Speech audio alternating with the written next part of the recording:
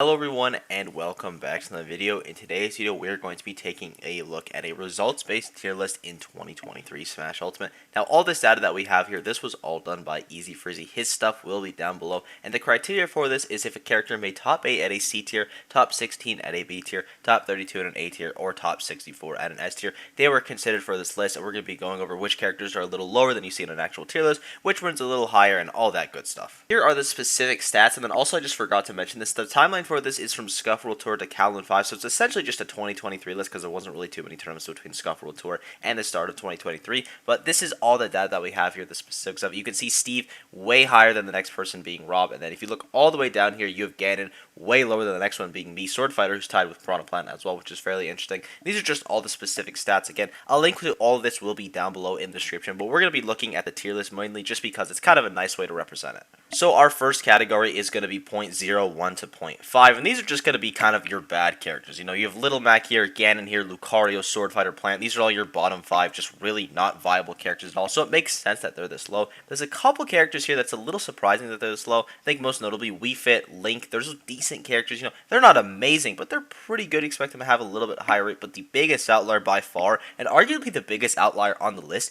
is Pikachu being in the lowest tier. Now, Pikachu is a character that a lot of people don't really agree on where he's placed. Like, some people think he's top 10, some people think he's top 5, some people think he's top tier and high tier. I think at worst, you put Pikachu in high tier. He does not deserve to be down here. The character is just really difficult in tournament, and we've seen people have success. You know, most notably, Shiny Mark had a really nice run at Collision recently, got a bunch of good wins along the way. So we know the character is good, but just no one is playing Pikachu. So it's going to be interesting to see, will this character resurge later on to the year, because we have a couple Pikachu players that could definitely push this character very far. Like, ESAM could obviously make a return. If Shiny Mark starts going more stuff, he could be prominent. Neroz is really good. H4 is really good. There's a bunch of amazing Pikachu players out there, but they haven't really been doing super great this year so far, or just haven't really been going anything. So I'm curious to see if Pikachu's going to rise later on in the year. My guess would be yes, but maybe, you know what, hey, I'm kind of a Pikachu optimist, so I could maybe see the character staying a little bit lower, but definitely getting out of this super low tier, because it's just like, he's next to Robin, Lucario, Ridley. It's like very surprising to see Pikachu down here. Up next, we have the 0.5 to 1 tier, and this is kind of the tier that demonstrates, okay, this is not an official tier list. I mean, we obviously already knew this, but the results don't always look like the tier list, because you have characters like Banjo,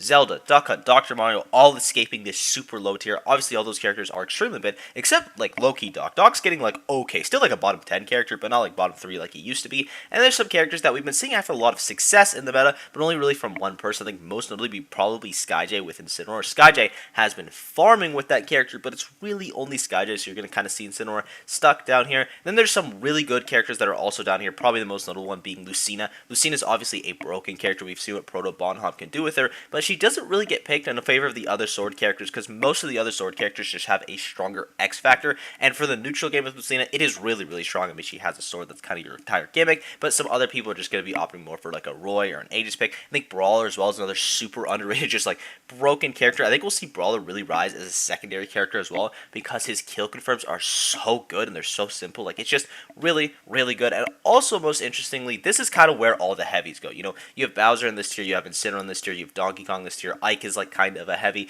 These are like the decent heavy tier, because you have like Ganon and K. Rool down here, but these are the heavies with really strong win conditions, like Donkey Kong and Incineroar specifically. Their advantage states go super crazy, so they're actually decent characters in tournaments. So it's just interesting to see there are some characters that aren't super great, but they're still able to find more success than Pikachu. Just like, it's crazy that Banjo is higher than Pikachu though. That I don't get.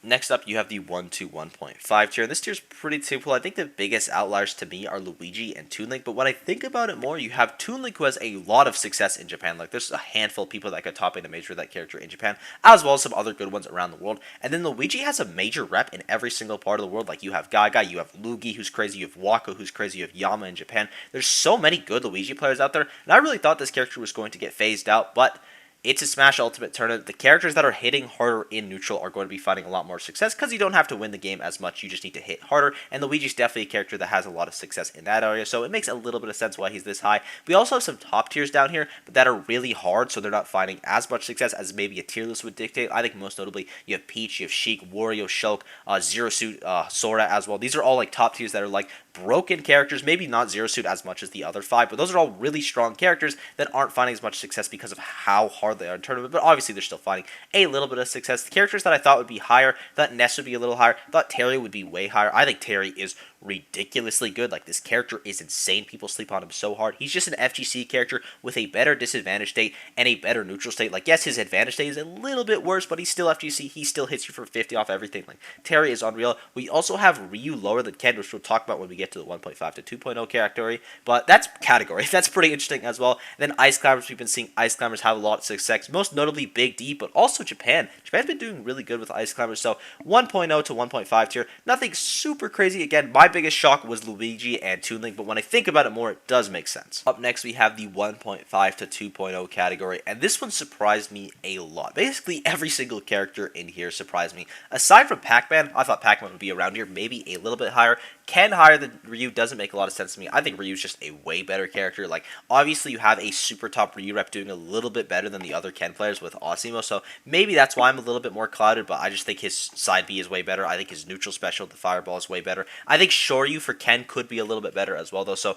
maybe that's why we have more Ken players having more success. Kind of interesting to see. Kazuya, though. Kazuya, very low. Sonic, very low. Pokemon Trainer, really high. I'm surprised about that. I think Pokemon Trainer deserves to be here. I just don't see the Pokemon Trainer players. I need to see more of them because that character is very cool. Sephiroth as well, a little bit higher than I'd expect because the character is not only incredibly difficult, but he's not super amazing. Olimar as well. Olimar's another character I thought would start getting phased out. And Bayonetta. Bayonetta is a character that we've been seeing have a lot of success recently. Like, Bayonetta has been looking very good in both NA and EU. Not as much in Japan, but you have Bloom Forever obviously being like insane, like top 10 player in the world potential, just doesn't go to anything. Lima as well, top 30 in the world caliber. Lima's also crazy. Like, camping Bayonetta is like a really scary style. So the 1.5 to 2.0 tier, a little bit more crazy. And then, like, obviously I kind of just glazed over it. Kazuya and Sonic being down here, it's really low for them. These are both top 5 characters in my opinion. Kazuya, a lot of people think he's like top 3 in the game. That character is ridiculous. He's the definition of like risk reward being skewed in someone's favor. You only need to win neutral once, and then Sonic wins neutral like every single time he does anything. Sonic's basically winning neutral. So surprised these characters aren't super high because you're also having them have success in pretty much every region. Some regions more than others. Like, I'd say NA is probably the region where Kazuya and Sonic are having the most success, but Japan you see a little bit of it, EU you see a little bit of it, getting a little bit ranty, but really shocked that these characters are that low. Now for 2.0 to 3.0, this part is fairly typical. Game & Watch, ton of sense. Fox, a lot of sense. Samus, maybe even a little higher, but makes sense. Mario, I'm a little shocked by, especially considering the characters in this tier. Like, I feel like Mario struggles versus a lot of these characters, but also you have a couple of the stories that I thought would be maybe beating out Mario in this very low part. Like, you have Hero down here, Lucina down here, Ike down here, Chrom down here, so Mario may be getting a little bit of success from that. Min makes sense, Aegis makes sense. Diddy Kong, I'm surprised by Diddy Kong just because how hard the character is, but also Diddy Kong is very good, and around the world you're seeing players have success with Diddy as well, most notably again in NA in Japan. You have Roy, makes a lot of sense, Wolf makes sense, and then finally Joker. Joker's also someone maybe a little surprised by, but the character is broken. Just because the character is difficult doesn't mean people won't be able to find success with them at the top level, especially when you have access to gun. When you have access to gun, you can kind of just do anything. And our final tier of 3.0 to 5.0, because we're just going to wrap Steve in there because obviously he's the best. We're not even going to talk about it. Steve is just, he's number 1 of the game. He's the number 1 most played. It makes sense. But 3.0 to 4.0, you have Rob and Snake. Perfect sense. Have a lot of success in basically every meta. Cloud, a little surprised by Cloud being this high. I thought he'd be more in the 2.0 to 3.0 tier. Maybe switch him and Aegis because the characters are both very strong. Cloud obviously has a broken neutral game. Like, every single move Cloud has is a sin. But this high, maybe a little surprising. But the biggest outlier by far is Palu. Wow.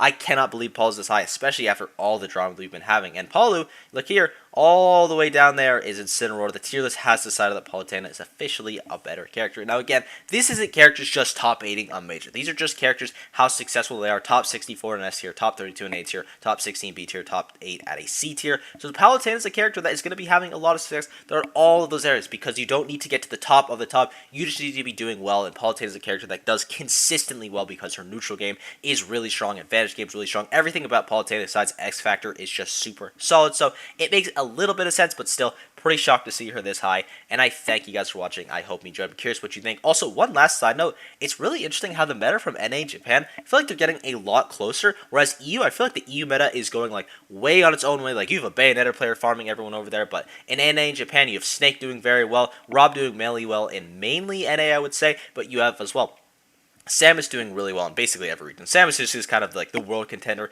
Min doing very well in NA Japan. It's just something that's very interesting. Let me know what you guys think about that. And then Mexico meta, I have no idea what's going on over there. I need to know more about that. But a bit of a side tangent. Thank you guys for watching. I hope you enjoyed. Shoutouts to EAZYFREEZIE again. His stuff will be down below. He does a lot of very good work. So yeah, that's all I have to say. Sport's been absolutely unreal, and I will see you all in the next video. Bye-bye.